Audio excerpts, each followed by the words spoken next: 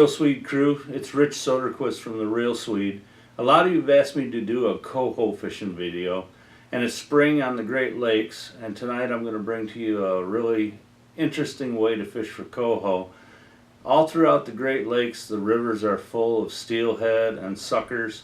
We've got walleye runs on the Detroit River and in the Maumee River.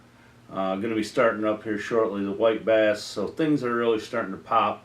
Everybody's thinking about getting their boats out and getting their tackle organized. People like me are thinking about the upcoming bass season. We're thinking about the Great Lakes fishing season. Soon the tournaments are going to start in southern Michigan and work their way up the Michigan shoreline. Same thing's going on with the walleye tournaments on the east side of Michigan and all the way up the St. Lawrence Seaway to Buffalo, New York, and all over the place. We've just got a variety of fishing starting to kick off.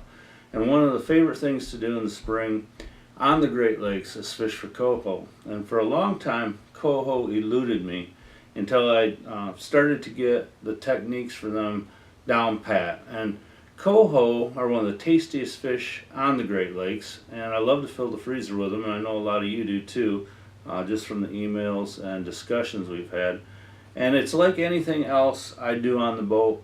It's all about being an organized angler. So tackle is organized.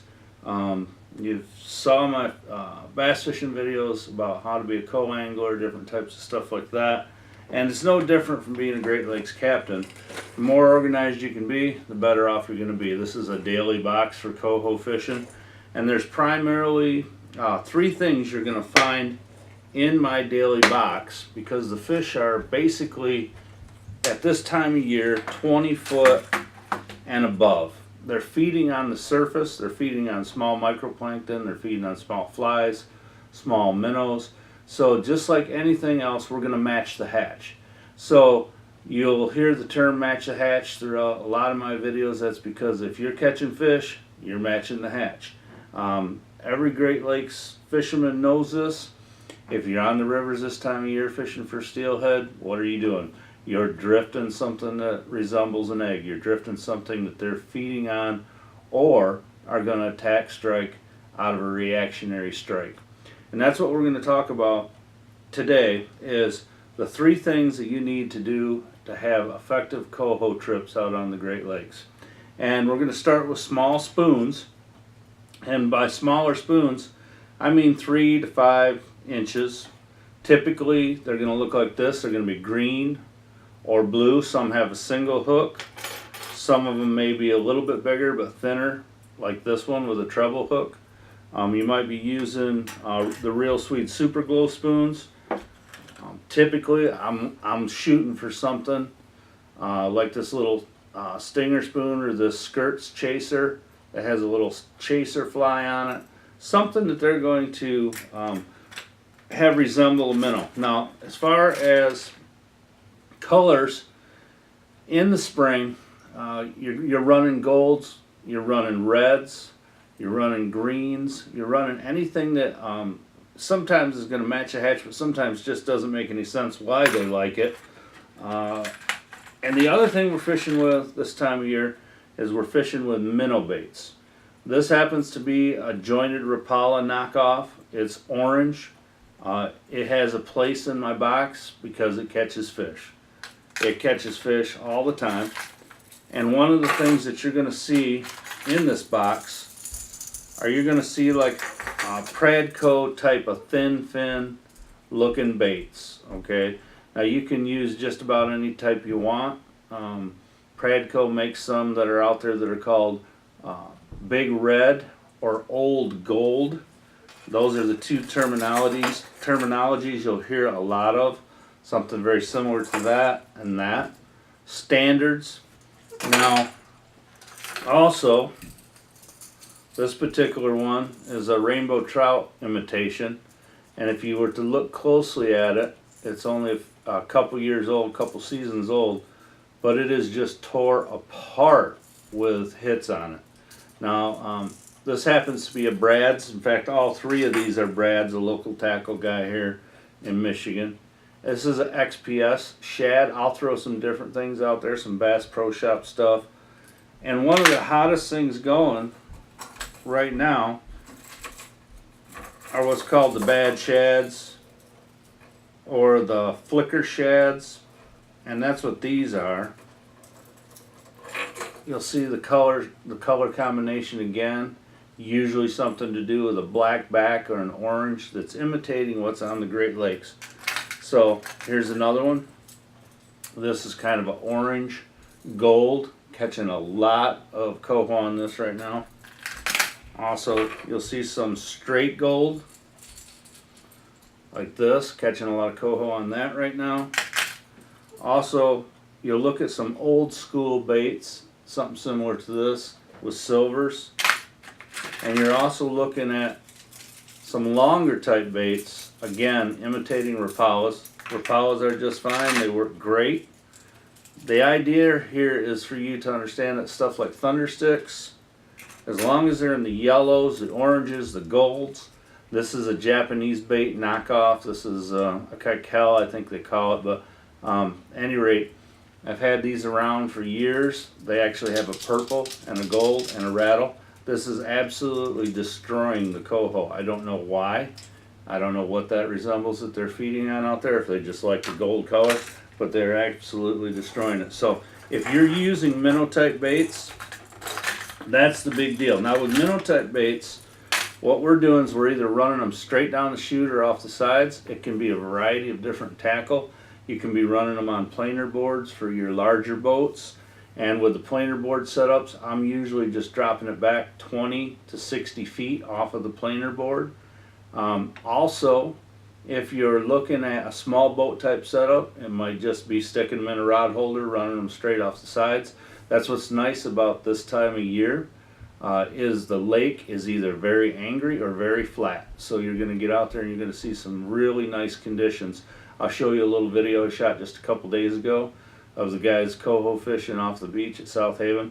And I'll tell you what, it was like glass, and it stayed that way for several days, and then for the last week or so it's just been completely stirred up. So you get the two extremes. You get a really, really nice flat day where you could go out in a smaller boat, or you get the rough combination. We've had extremely cold weather lately, but you know, that comes back to, okay, so far we've covered spoons, and the spoons are the same deal. You're either running them straight off a line or you're running them straight back off of a planer board. Now you can do a variety of different setups. I know a lot of people are running different things this time of year, but the monofilament is what it comes down to. So this time of year, typically Great Lakes captains are using 20-pound line or less. Not a lot of huge fish out there. 20-pound line is going to be the standard for a while, and they will grow the line and grow the flies and the presentation as the season progresses. So come a little bit later, it might be 25 or 30-pound test depending on what your preference is. Now for me, this is fluorocarbon. I use fluorocarbon. This happens to be 30-pound test, so I know this is for later in the season when we're fishing for big kings. Or I might be using something like the Suffix that would be in 20-pound. I like clear line. I like fluorocarbon line for this presentation. Also, if I'm just, particularly for my Dodgers and fly combos, and I also like the clear line for running off the back of planer boards, but it can be green, it can be braid. This time of year, tell you the truth, I'm not seeing a great difference. Now, what we're talking about as far as a Dodger fly combo is we're talking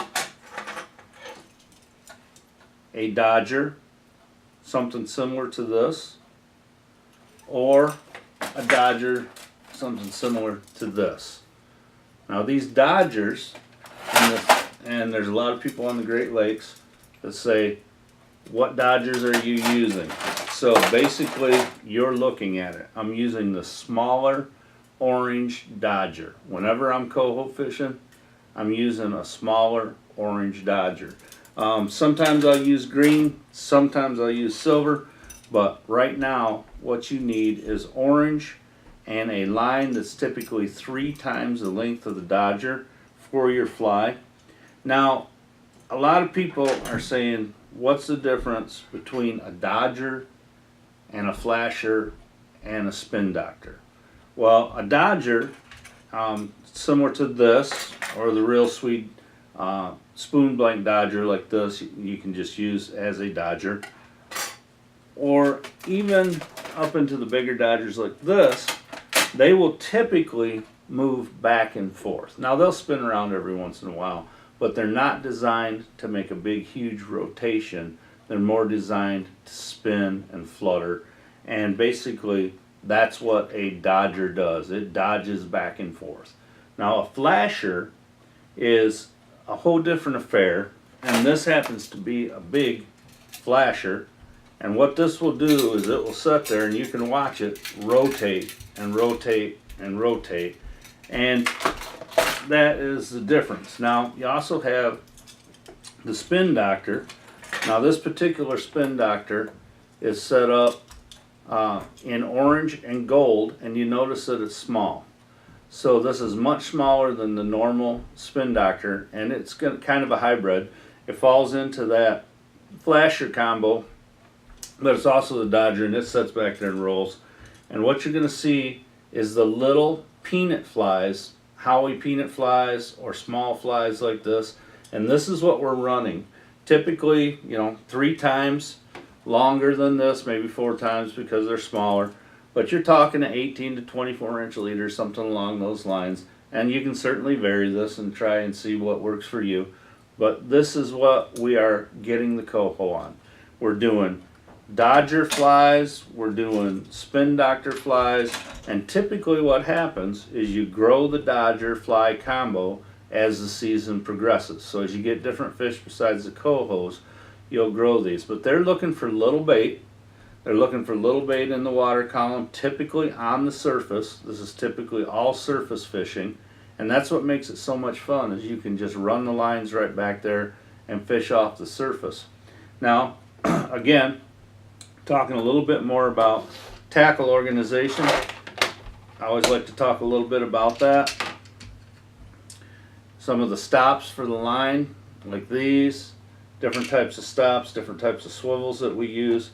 I keep all in a box. I keep a box of baits. I keep a box of flashers and dodgers. You want to talk about tackle organization this time of year, I will keep something like this with flies in it. So I'll have a variety of different flies. You'll see some of the colors that we're using on the Great Lakes. We're using yellows, we're using blues, we're using stuff that imitates a small bait fish, which is purple, like mirage colors, that type of things. And we're keeping it to where we have easy access to all of this stuff. So real easy fishing this time of year. You're able to get out, you're able to enjoy the Great Lakes because it's either flat or angry, I would call it. But you're able to get out with just a variety of smaller baits, hard baits, spoons, and flies will do it for you for the coho. If you like this video, give it a thumbs up. Give it a like. Also, if you're thinking about when Rich is talking about tackle organization, he's constantly talking about it. This is what I mean. As we grow through the season, we're going to have different boxes of larger flies, like these. So these are all made up of larger flies. We'll start to get into bigger fish. We'll start to do bigger presentations. We'll have organized tackle similar to this. This happens to be a dodger box. So in here we have a variety of different spin doctors, and we have a variety of different fish catching stuff that's in here. You'll even see some like this. Some of the oranges and greens, like this. So we'll have dodgers, we'll have flies, we'll have flashers, and different varieties and combos all set to go, so that as we're out there and the season starts to progress and the season starts to change, we'll have everything that we need. So I hope this helps you out. If you like it, please comment on it. Let me know what you're thinking. Let me know what you want to see, and I'll be glad to do my best to bring that content to you. Again, thanks a lot for watching. I hope you enjoyed the video. Remember, if you liked it, hit comment, like, share, and give it a big thumbs up and smash that subscribe button.